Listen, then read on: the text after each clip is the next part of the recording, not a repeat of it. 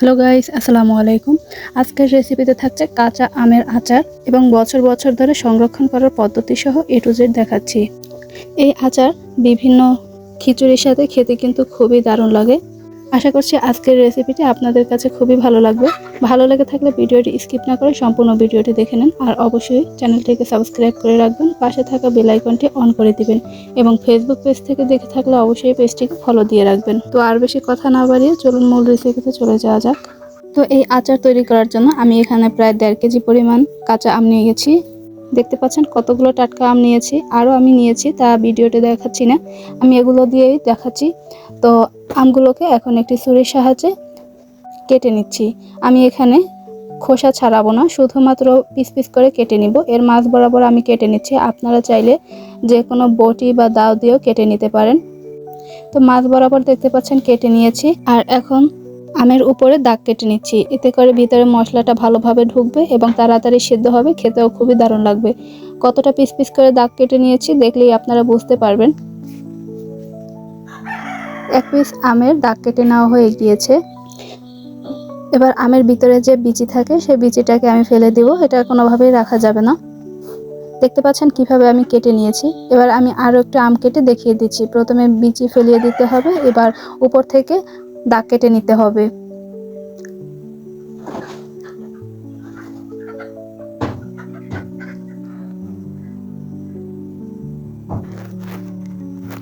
একই প্রসেসিংয়ে আমি সবগুলো আম এইভাবে করে দাগ কেটে নিয়েছি। আশা করছি দেখেই বুঝতে পারছেন।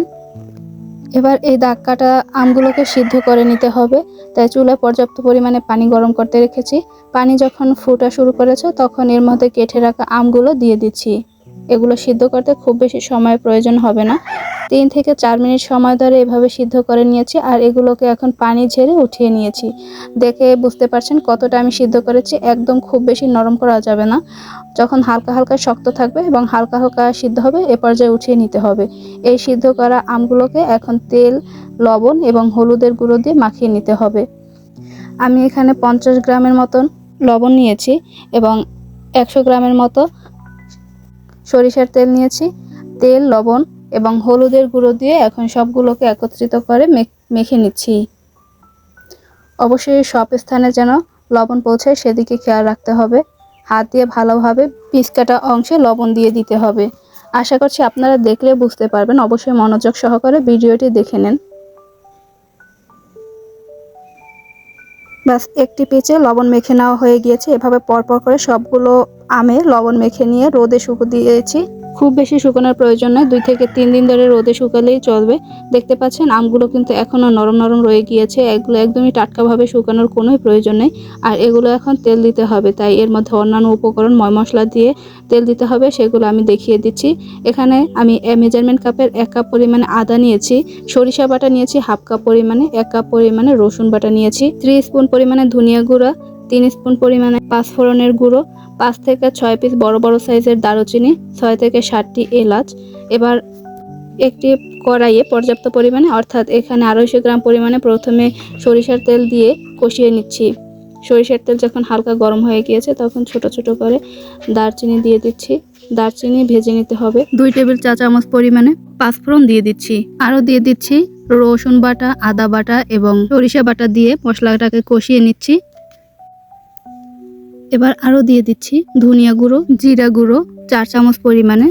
আরও দিয়ে দিচ্ছি স্বাদ অনুযায়ী লবণ। যেহেতু আমি আগে থেকে লবণ আমের সাথে শুকাতে দিয়েছি, তাই বুঝে শুনে অবশ্যই লবণের পরিমাণটা দিতে হবে। এবার মশলাটাকে আমি আবার একটু নেড়েচেড়ে কষিয়ে নিচ্ছি।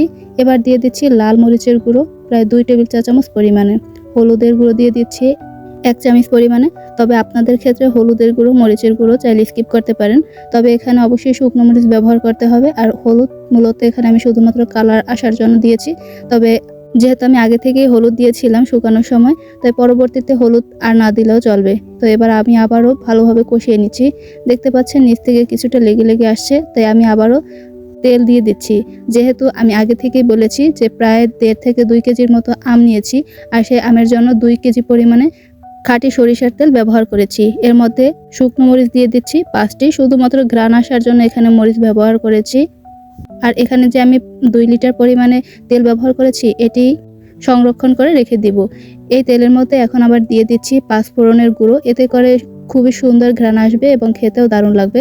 কিছুক্ষণ পর্যন্ত নেড়ে চেড়ে নিয়েছি আর দেখতে পাচ্ছেন তেল কিছুটা ফুটতে শুরু করেছে। আর এই ফুটন্ত তেলের মধ্যে আমি এখন শুকিয়ে রাখা আমগুলো দিয়ে দিব। আর এই শুকিয়ে রাখা আমগুলো দিয়ে খুব বেশি জাল করে নেওয়ার প্রয়োজন নেই। এগুলো যদি বেশিক্ষণ জাল করে নেওয়া হয় তাহলে কিন্তু গলে গলে যেতে পারে। তাই অবশ্যই অল্প পরিমাণে জালে উঠিয়ে নিতে হবে, অর্থাৎ 2 থেকে 3 মিনিট পর্যন্ত সময় নিয়ে এভাবে নেড়ে চেড়ে নিয়ে উঠিয়ে নিলেই চলবে। বাস আমি 3 থেকে 4 মিনিট সময় ধরে এভাবে জাল করে নিয়েছি আর এখন উঠিয়ে নিয়েছি। অবশ্যই আমগুলোকে ঠান্ডা করে নিতে হবে। আমি আমগুলোকে ঠান্ডা করে এখন জারের মধ্যে রেখে দেব। বেশ কিছু বছর সংরক্ষণ করার জন্য অবশ্যই আপনারা চেষ্টা করবেন কাচের জার নেওয়ার জন্য। এতে করে আমগুলো খুবই ঠিকঠাক থাকবে, ঘ্রাণ থাকবে ঠিকঠাক মতো, আচারগুলো খুব তাড়াতাড়ি পচে যাবে না। তাই আমি এখন জারে উঠিয়ে নেওয়ার আগে আবার একটু নেড়ে চেড়ে নিচ্ছি, যাতে করে চারপাশে তেল ভালোভাবে জমে। দেখতে পাচ্ছেন চারপাশের আমগুলো খুবই সুন্দর করে মিশিয়ে নেওয়া হয়ে গিয়েছে। আর এই মিশানো আমগুলো এখন জারের মধ্যে রেখে দিচ্ছি।